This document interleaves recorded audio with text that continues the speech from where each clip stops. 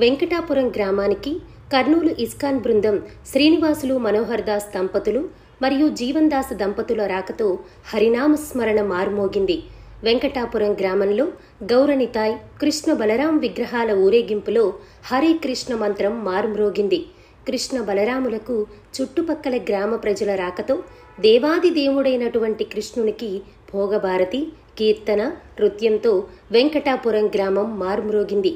ఈ కార్యక్రమానికి ఆతిథ్యమిచ్చిన పోనుగేటి వెంకటరెడ్డి రాజేశ్వరి దంపతులను వారు శాలువాలతో, పూలమాలలతో సన్మానించారు.